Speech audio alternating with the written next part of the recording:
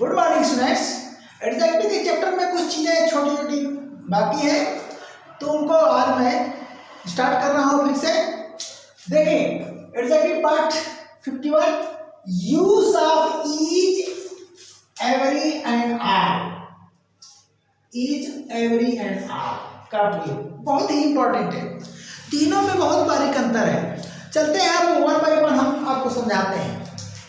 Each distributive pronoun oblique adjective, यानी distributive pronoun भी होता है, डिस्ट्रीब्यूटिव एडजेक्टिव होता है। जब ये प्रोनाउन होता है तो इसका प्रयोग स्वतंत्र रूप से होता है, ठीक, यानी इसके तुरंत बाद किसी नाउन का प्रयोग नहीं होगा।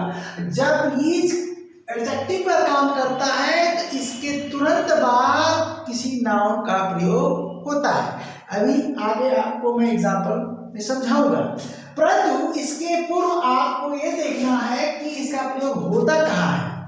तो it denotes each person, place और थिंग ऑफ अ ग्रुप।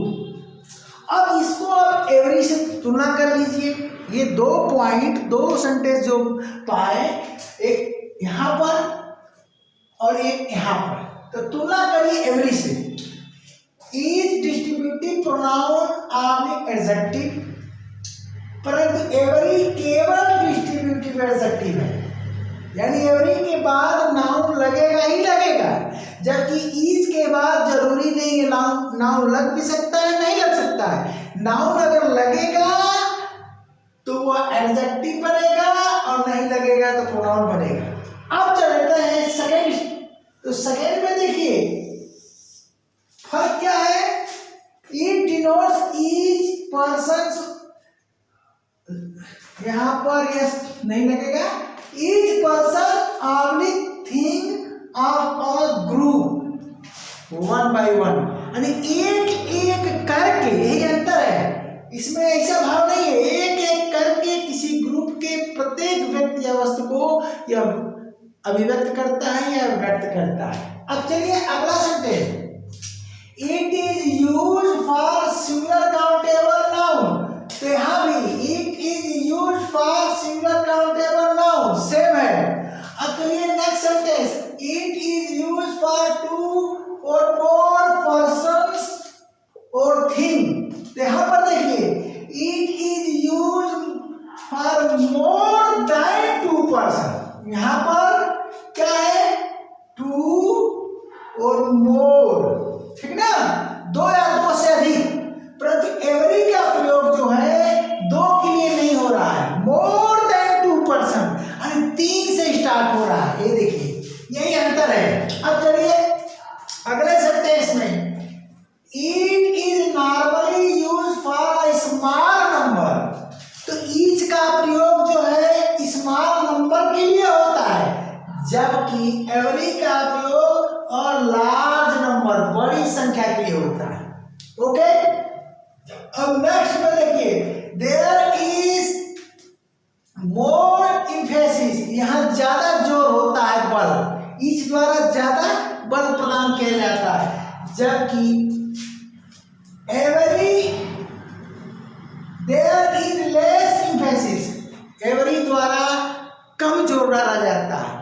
अब इसका क्या मतलब, ईच का भी प्रयोग ईच पर्सन थिंग के लिए हो रहा है और एवरी का भी प्रयोग हो रहा है, यानी एक एक व्यक्ति पर, इंडिविजुअल पर्सन पर, इंडिविजुअल थिंग पर ये ज्यादा जोर डालेगा ईच, और एवरी कम डालेगा।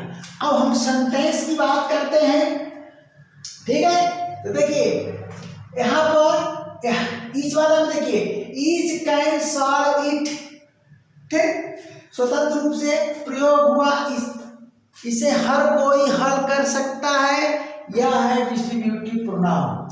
यहां देखिए ईच ऑफ द स्टूडेंट्स, अब यहां ये प्लूरल हो जाएगा, छटनी हो रही है, छात्रों में से प्रत्येक, तो यह भी हो गया distributive pronoun. Each of the students can solve it, ठीक।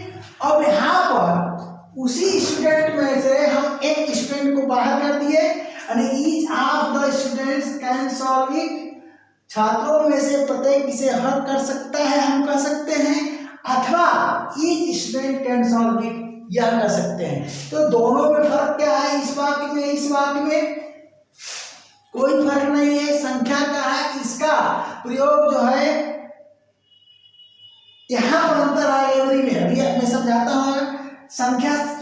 संख्या देखिए, संख्या कुछ भी हो सकती है, 2 या 2 से अधिक, दोनों में कोई अंतर नहीं। बस लिखने का तरीका है, छात्रों में से प्रत्येक और यहाँ प्रत्येक छात्र। तो ये नाउन हो गया, तो ये डिस्ट्रीब्यूटिव एडजेक्टिव हो गया, और यहाँ पर ये आप लगा है तो यह है डिस्ट्रीब्यूटिव प्रोनाउन। ये खास अंतर है। अब इसकी तुलना हम एवरी से अगर कर देते हैं तो देखिए, every can solve, sorry each can solve it सही है, लेकिन एवरी कैन सॉल्व इट ये गलत हो जाएगा, ये सेंटेंस आपका गलत हो जाएगा।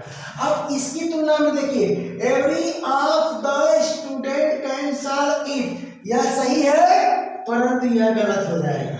चलिए अब इससे तुलना करिए, each student can solve it, वह भी सही है, ठीक, और every student can solve it यह भी सही है, ठीक। दोनों वाक्य सही है, तो दोनों में फर्क क्या है?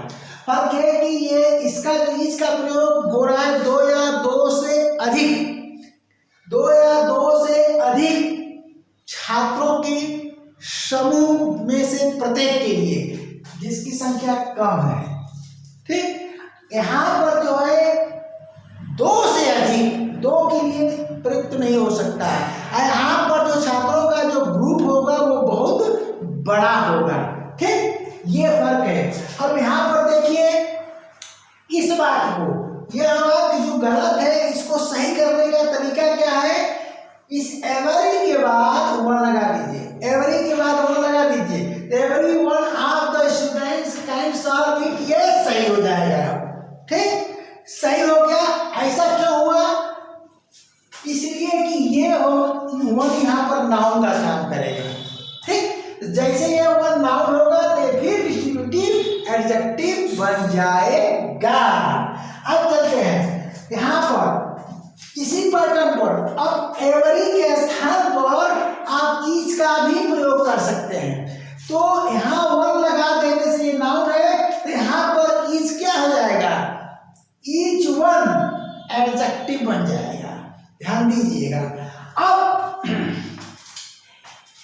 I know each street of Kolkata, ध्यान दीजिएगा, 2 सेंटेंस है, और I know every street of Kolkata. Kolkata शहर क्या है, बहुत बड़ा है, तो वहाँ गलियों की संख्या बहुत ज्यादा होगी, यानी लार्ज नंबर में होगी।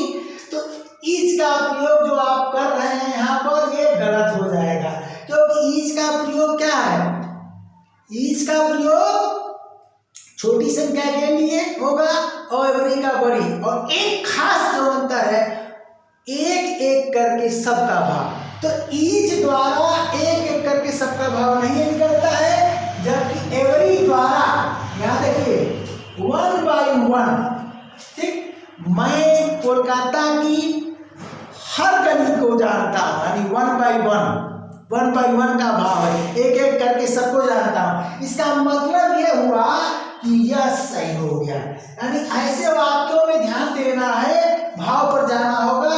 यहाँ ईच का प्रयोग नहीं हो सकता है, एवरी का प्रयोग होगा, सही हो गया।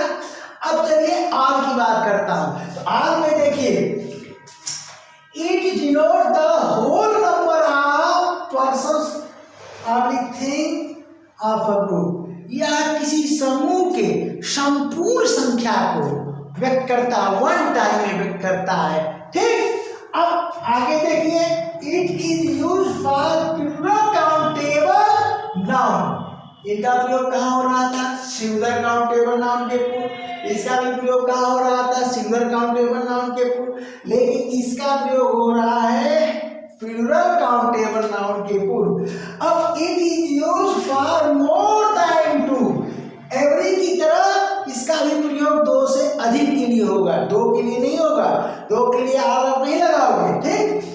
अब चलो, it is normally use for large number, every की तरह इसका भी प्रयोग लार्ज संख्या के लिए होगा। तो फर्क क्या है एवरी और आर में?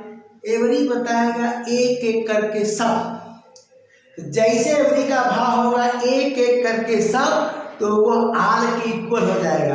यानी एक एक करके, यानी का प्रत्येक कहा जाए कि प्रत्येक बच्चा नदी में डूब गया, तो बोलो एक एक करके सब डूब गया कि एक ही बार सब डूब गया?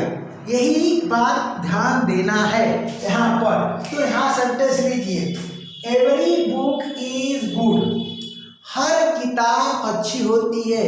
तो 1 by 1 करके सब, इसका मतलब हो जाएगा it means our books are good, ये इसके इक्वल हो जाएगा, ठीक ना, भाव में, ठीक ना। तो यहाँ एवरी बुक इज गुड, हर किताब अच्छी होती है, इसका मतलब सभी किताबें अच्छी होती हैं, ये इसका भाव हो गया इट मीन्स। अब यहाँ देखिए, एवरी सीट वाज टेकन, बढ़िया एग्जाम्पल है। आप सिनेमा हॉल में गए हो, एक व्यक्ति आकर के बैठता गया, सीट फुल हो गई, तो एक ही बार तो फुल होगी नहीं, तो एवरी सीट वाज टेकन, प्रत्येक जगह स्थान ग्रहण कर लिया गया था। तो अब यहाँ देखिए, इसका मतलब ऑल सीट्स वर टेकन, सभी सीट भर गई थी, यानी एक एक करके सब। तो अगले क्लास तक के लिए टाटा बाय बाय, थैंक यू।